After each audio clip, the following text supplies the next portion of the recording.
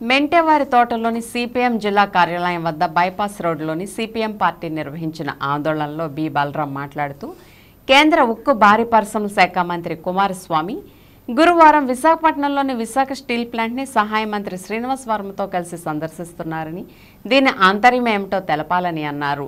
Steel ప్లాంట్ని కాపాడడానికి వస్తున్నారా, అమ్మేందుకు వస్తున్నారా ప్రజానికానికి స్పష్టం చేయాలని బలరాం డిమాండ్ చేశారు. తెలుగు జాతి ప్రజల హక్కు విశాఖ ఉక్కు 32 మంది ప్రాణత్యాగ ఫలితం 60 గ్రామాలకు చెందిన 20,000 మంది రైతులు వేలాది ఎకరాల భూమిని ఇచ్చి సాధించుకున్న ఫ్యాక్టరీ విశాఖ ఉక్కు అని అన్నారు. విశాఖ ఉక్కును కావాలని నష్టాల్లోకి నెట్టింది మీరు కాదా అని ప్రశ్నించారు.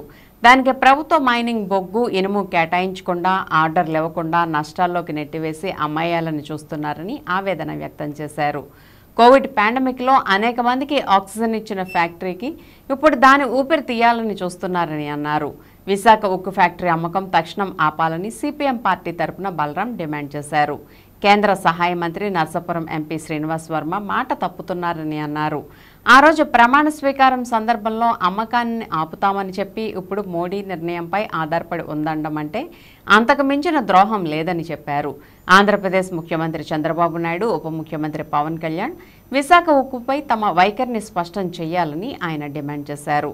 ఈ కార్యక్రమంలో సిపిఎం జిల్లా కార్యదర్శి వర్గ సభ్యులు బి వాసుదేవరావు, జిల్లా కమిటీ సభ్యులు ఎం వైకుంఠరావు, భీమవరం పట్టణ కమిటీ సభ్యులు మల్లిపూడి ఆంజనేయులు, చెల్లబోయిన వెంకటేశ్వరరావు, కార్యకర్తలు అన్నం రాంబాబు మరియు కార్మికులు తదితరులు పాల్గొన్నారు. ఈ రోజున విశాఖపట్నానికి కేంద్ర ఉక్కు భారీ పరిశ్రమల శాఖ మంత్రి కుమారస్వామి గారు వస్తున్నారు. సహాయ మంత్రి శ్రీనివాస్ వర్మ గారితో కలిసి కుమారస్వామి ఈ రోజున విశాఖ ఉక్కు ఫ్యాక్టరీని సందర్శిస్తున్నారు.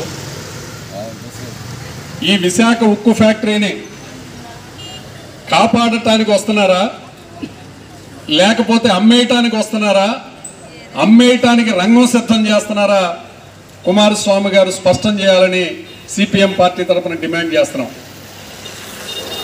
విశాఖ ఉక్కు ఫ్యాక్టరీ అమ్మకం ఆలోచనని, అమ్మకాన్ని తక్షణం ఉపసంహరించుకోవాలని సిపిఎం పార్టీ తరఫున డిమాండ్ చేస్తున్నాం. కుమారస్వామి గారు, ప్రధాని నరేంద్ర మోడీ గారు కొన్ని విషయాలు దృష్టిలో పెట్టుకోవాలి. విశాఖ ఉక్కు అనేది మొత్తం తెలుగు జాతి యొక్క హక్కు. దేశ ప్రజలందరూ కూడా గర్వించదగ్గ ఒక గొప్ప పరిశ్రమ అది. 32 మంది ప్రాణత్యాగ ఫలితం విశాఖ ఉక్కు. 60 గ్రామాల రైతులు భావం, దాన్ని కాపాడేదానికి నేను ప్రయత్నం చేస్తానని చెప్పిన ఆయన మరలా ఇప్పుడు అది నరేంద్ర మోడీ గారి నిర్ణయాన్ని బట్టి ఉంటుంది, కేంద్ర నిర్ణయాన్ని బట్టి ఉంటుంది అని చెప్పటం అంటే అమ్మేయటమే, పరోక్షంగా చెప్పటమే. శ్రీనివాస్ వర్మ గారు ఈ విషయాన్ని కూడా గమనించాలి. ఇప్పటికైనా కేంద్ర ప్రభుత్వం తెలుగు జాతికే కాకుండా యావత్ భారతదేశానికి గర్వకారణమైనటువంటి విశాఖ ఉక్కు పరిశ్రమని అమ్మకం ఆపాలని డిమాండ్ చేస్తున్నాం.